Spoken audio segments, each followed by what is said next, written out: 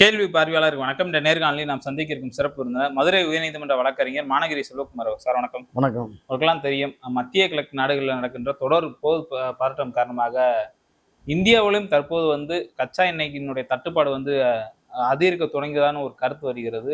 மீண்டும் லாக்டவுன் ஆரம்பிக்க போறாங்களா என்ற ஒரு கருத்து தொடர்ந்து பேசப்பட்டு வருகிறது. பிரதமர் நரேந்திர மோடி அவர்கள் கூட அத்தியாவசிய தேவையை தவிர்த்து மற்ற நேரங்களில் போக்குவரத்து தவிர்க்கின்ற மாதிரி ஒரு கருத்தை வச்சிருக்காங்க. தற்போது தமிழ்நாட்டில் பெட்ரோல் டீசல் விலை ரூபாய் உயர்த்திருக்காங்க. இப்படி பாக்குறீங்க சார்?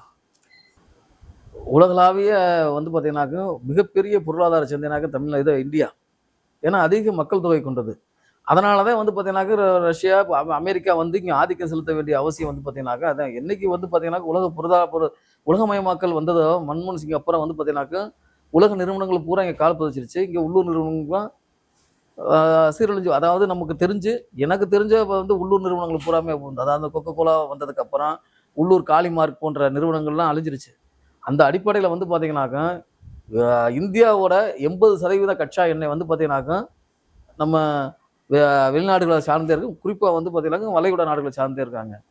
இப்போ முதல்ல நம்ம ரஷ்யாட்ட கச்சா எண்ணெய் வாங்கிட்டு இருந்துச்சு. இந்த பிரச்சனையே கச்சா எண்ணெயை மையப்படுத்திதான். அதாவது உலக ரவுடியான அமெரிக்கா அந்த எண்ணெய் வளங்களை சுரண்டுவதற்காக இந்த அரபு நாடுகளுக்கு பூராமே பார்த்தீங்கன்னா தன் ஆளுமையின் கீழ் வரும்ன்ற ஒரு நோக்கத்தில் தான் இந்த போரே. இதில் ரஷ்யாவுக்கும் அமெரிக்காவுக்கும் ஒரு மிகப்பெரிய ஒரு யுத்தம் நடந்துகிட்டு இருக்கும்போது சோவியத் யூனியன் பார்த்தீங்கன்னாக்க பெரிய புலகப்பட்டுருச்சு. இப்போ நம்ம ரஷ்யாவிட்டையும் வாங்கினோம், அரபு நாடுகளையும் வாங்கினோம். நம்ம ரஷ்யாவிட்ட வாங்கக்கூடாதுன்னு ஒரு உத்தரவை பார்த்தீங்கன்னாக்கா யாரு ஒரு அழுத்தத்தை அது உத்தரவு அழுத்தத்தை பார்த்தீங்கன்னாக்கா இப்போ டொனால்ட் ட்ரம்ப் அவர் அமெரிக்கா அதிபர் டொனால்ட் ட்ரம்ப் பார்த்தீங்கன்னாக்க இந்தியா மேலே திணிச்சாரு. அதை தாண்டி இப்போ பார்த்தீங்கன்னாக்க இப்போ அவங்களுக்கு பிரச்சனை ஈரான் போர் மிகப்பெரிய பிரச்சனையாகி இந்த ஹார்முஸ் நீரிணை பார்த்தீங்கன்னாக்க அந்த ஜலசந்திர அந்த பிரச்சனைக்கு வந்ததுக்கப்புறம் உலக நாடுகளுக்கு பூராமே கச்சா எண்ணெய் தேவைகள் அதிகரிச்சிருச்சு. இந்த இந்த விலை மாற்றம் பார்த்தீங்கன்னாக்க தவிர்க்க முடியாதது. இது ஏன் பார்த்தீங்கன்னாக்க விலை உயர்வு இன்றைக்கு முழுக்க உங்களுக்கு எல்லாருக்குமே தெரியும். 5 மாநில தேர்தலை மையப்படுத்தி அந்த விலை உயர்வு இல்லை. இந்த விலை உயர்வு விலை உயர்வு அதாவது தற்சார்பு, மேக் இன் இந்தியா அப்படின்னு பல இதுக்குள்ள கொண்டு வந்தா கூட இந்த கச்சா எண்ணெய் பொறுத்த மட்டும் நம்ம வெளிநாடுகளை சார்ந்ததே இருக்க வேண்டிய அவசியம் ஏற்பட்டுருச்சு. இது உலக சந்தையில பார்த்தீங்கன்னாக்க மக்கள் தொகை அதிகமானதுனால அனைத்து கார்பரேட் நிறுவனங்களும் இங்கே கால் பதிக்கணும். அவங்க அதன் மூலமா நம்ம மக்களை சுரண்டி, அதாவது நமக்களோட பணத்தை சுரண்டி போறதுல இருக்கிறத தவிர இதுக்கு உண்டான அந்த உலகமயமாக்கலை தடுத்தாலுடைய இது ஒரு தற்சார்பு பொருளாதாரத்தை உருவாக்குறாங்க தடுக்க முடியாது. இன்னைக்கு இது விலையேற்றங்களை தவிர்க்க முடியாத ஒரு சூழல் இந்த பெட்ரோல் டீசல் விலை உயர்வு பார்த்தீங்கன்னா உருவாக்கியிருக்கு. Okay sir. இதுல முக்கியமா பார்த்தோம்னா இந்தியாவில் பெட்ரோல் கையிருப்பு அதிகமா இருக்குன்னு ஒரு கருத்தை வச்சிருந்தாலும் இந்த விலை உயர்வு எதனால ஏற்பட்டிருக்கு தற்போது? அதாவது சர்வதேச சந்தையில பார்த்தீங்கன்னா டாலருக்கு நிகரான அந்த மதிப்பு நம்மளோட ரூபாயோட மதிப்பு தொடர்ந்து வீழ்ச்சி அடைஞ்சிட்டே இருக்கு. வீழ்ச்சி அடையும் போது பணவீக்கம் அதிகமாகும். பணவீக்கம் அதிகமாக விலையேற்றங்கள் அதிகரிக்கும்.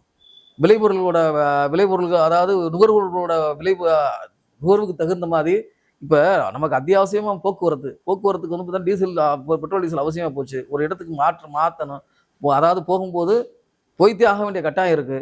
அது இயற்கையாக பார்த்தீங்கன்னாக்க உணவுப் பொருட்களை, விவசாய பொருட்களை சந்தைப்படுத்துறது எல்லாத்துக்குமே இது அடித்தளம் ஆகிப்போச்சு. இப்போ முதலதே பார்த்தீங்கன்னா கால்நடைகளை பயன்படுத்தி இருக்கும் போது இன்னைக்கு சந்தைப்படுத்துறதுக்கு இன்னைக்கு வாகனங்கள் வசதிகள் அவசியன்ற பட்சத்தில் இந்த அதோட பார்த்தீங்கன்னாக்க நம்மளோட அந்த ரூபாயோட மதிப்பு உலக பொருளாதாரத்தை தொடர்ந்து டாலருக்கு நிகராக வீழ்ச்சி அடைந்துகிட்டே இருக்கிறது இந்த விலையேற்றத்தோட காரணமா இல்ல. இதுல முக்கியமா பார்த்தோம்னா ஒன்றிய கிரண் ரிஜிஜு என்ன சொல்றாங்கன்னா, பல்வேறு நாடுகள்ல 100% கச்சா எண்ணெயோட விலை ஏற்றிருக்காங்க. நாங்க மிக குறைந்த அளவுல தான் விலை ஏற்றமே பண்ணிருக்கோம்னு ஒரு கருத்தை வைக்கிறாங்க. ஆனா பாஜக கூட்டணியில் உள்ள தமிழ்நாட்டுல பாமக, டிடிவி தினகரன் உள்ளிட்ட பல்வேறு கட்சிகள் இதை கடுமையா எதிர்த்துட்டு வராங்க. எப்படி பார்க்கலாம் இந்த அதாவது கச்சா எண்ணெய் பார்த்தீங்கன்னாக்க டாலருக்கு நிகராக நம்ம டாலர்ல தான் பார்த்தீங்கன்னாக்கா அதோட விலை அதாவது பேரல் பார்த்தீங்கன்னா நிர்ணயிக்க பண்றாங்க.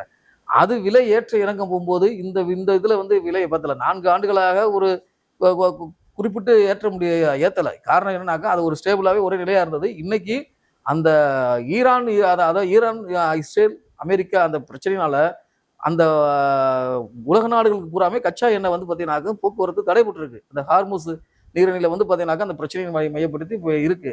இந்த சூழல்ல விலையேற்றம் தவிர்க்க முடியாத காரணமாகி போச்சு. இவங்க என்ன காரணம் சொன்னாலும் விலை ஏற்றித்தே ஆகணும். இப்போ மத்திய அரசு வரியை குறைச்சாலும் சரி, மாநில அரசு வரியை குறைச்சாலும் சரி, நீங்க எது பண்ணாலும் இந்த விலையேற்றம் என்பது இந்த சர்வதேச சந்தையில நம்மளோட ரூபாயோட மதிப்பு தொடர்ந்து வீழ்ச்சி அடைஞ்சிட்டே வருது.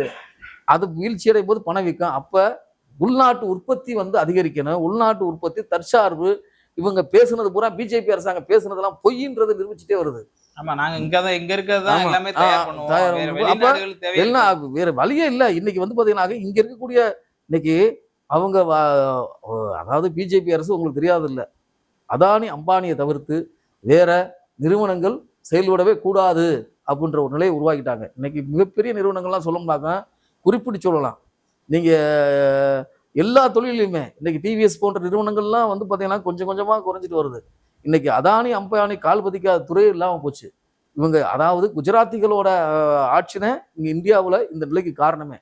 பனியாக்களோட ஆட்சியே இந்த நிலைக்கு காரணமே தவிர இது வந்து பாத்தீங்கன்னாக்கும் நம்ம உள்நாட்டு நிறுவனங்கள் பூராவுமே திட்டமிட்டு அளிக்கப்பட்டிருக்கு. அவங்க மேல வந்து திட்டமிட்டு கடன் சுமையை சுருத்தி இங்கிருந்து விரட்டப்பட்டிருக்காங்க. Okay sir. இதனால இப்ப ஏழை எளிய மக்களுக்கு ஒரு அபாய எச்சரிக்கை தான் விடுறாங்க ஒன்றிய பாஜக அரசு. வாகனங்களுடைய அந்த பயன்பாடுலாம் இன்னும் விலை உயர போகுது. உணவகங்கள்ல இனிமே வெளி ஊர்ல தங்கியிருக்கவங்களுடைய நிலையெல்லாம் என்ன ஆகுன்ற மாதிரி பல்வேறு கேள்வி எழுப்புறாங்க. இது மக்கள் எந்த அளவுக்கு சார் பாதிக்கும்? அதாவது இவங்க எந்த இடத்துக்கு போனாலும், அதாவது எந்த ஒரு விலையேற்றமோ எந்த ஒரு பாதிப்பு வந்தாலும் நடுத்தர மக்களைத்தான் பாதிக்கும். ஏழை எளிய மக்கள் வந்து பார்த்தீங்கன்னாக்கா அவங்க இயல்பா வாழ்க்கையை ஓட்டிட்டு போயிடுவாங்க. இயல்பா இருந்துட்டு போயிடுவாங்க. அவங்களுக்கு அந்த விலையேற்றம் பாதிப்பு ஏற்படுதுனா கூட இந்த நடுத்தர மக்களை வந்து பார்த்தீங்கன்னா வெகு அவங்க தான் நுகர்வோருக்கு வந்து பார்த்தீங்கன்னாக்கா அதிகபட்சமாக வந்து பார்த்தீங்கன்னாக்கா அவங்களுக்கே வந்து பார்த்தீங்கன்னாக்கா இந்த விளம்பரம் மற்ற விஷயங்களை நோக்கிட்டு போய் அதை நோக்கி பயணிக்கிறாங்க. தேவைகள் அதிகரிக்கும் போது தானே தேடி போறேன். அப்ப இந்த பாதிப்பு வந்து நடுத்தர வர்க்கத்தை வந்து பார்த்தீங்கன்னா வெகுவாக பாதிக்கும். ஏழை எளிய மக்களும் பாதிக்கும்ன்றது மாற்றுக்கிறதே கிடையாது அது. Okay sir. இப்போ இதை நம்ம எப்படி எடுத்துக்கிறல? அது ஏதாவது விலையேற்றம் குறைய வாய்ப்பு இருக்கா, இல்லை தொடர்ந்து இது நீண்டு கொண்டு போகுமா? அதை எப்படி பார்க்கலாம்? நான் ஏற்கனவே சொன்னதுதான் பணவீக்கம். உள்நாட்டு அதாவது உள்நாட்டு உற்பத்தியை ஊக்குவிக்கிறதும் தற்சார்பு பொருளாதாரத்தை ஊக்குவிக்கிறதும் நம்ம பிற நாடுகளை வந்து கச்சா எண்ணெயோட தேவைகள் 80% அண்டை நாடுகளை இருக்கிறது அதை குறைக்கிறதுக்கும் அதற்குண்டான திட்டங்கள் தெளிவான முறையில் நடைமுறைப்படுத்தி ஒரு மிகப்பெரிய அதாவது மனித வளம் கொண்ட ஒரு நாடு, மனித வள நாடு கொண்ட நாடு, இளைஞர்கள் கொண்ட நாடுன்ற போது அது சார்ந்து பண்ணாம இந்த அரசு வந்து பார்த்தீங்கன்னாக்க பேரளவுல ஒரு விளம்பர அரசாகவும் ஒரு சனாதன அரசுன்னு சொல்லி தேவையில்லாத ஒரு இந்துத்துவா மற்ற பிரச்சனைகளை மக்களை மடைமாற்றி ஒரு சரியான பணிகளை வந்து செய்யாத ஒரு விளைவுதான் இந்த நிலைக்கு காரணமா இருக்கு. முழுக்க முழுக்க பிஜேபி அரசாங்கத்தை நம்ம குறை சொல்லணும். ஓகே. இப்ப தமிழ்நாட்டுல இது எப்படி பாதிப்பு ஏதாவது ஏற்பட வாய்ப்பு இருக்கா? கட்டுக்குள்ள வந்துருமா சார்? இப்ப புதிய அரசு வந்து பாத்தீங்கன்னாக்க பதவியேற்று இருக்கு. அந்த புதிய அரசு வந்து பாத்தீங்கன்னாக்க இப்பத்தே கடிதம் எழுதுன்னு சொல்லி வந்து பாத்தீங்கன்னாக்க திமுக அரசு வந்து கேள்வி செஞ்சுருக்காரு. இப்ப அதுக்கும் கடிதம் எழுதுவார்னு நினைக்கிறேன். நான் இப்ப எழுத ஆரம்பிச்சாரு. 2-3 கடிதம் எழுத ஆரம்பிச்சாரு. 4-5 கடிதம் படிச்சு அடுத்த கடிதத்தை என்ன எழுத இப்ப போய் தெரியும். Okay sir. நன்றி. நன்றிங்க.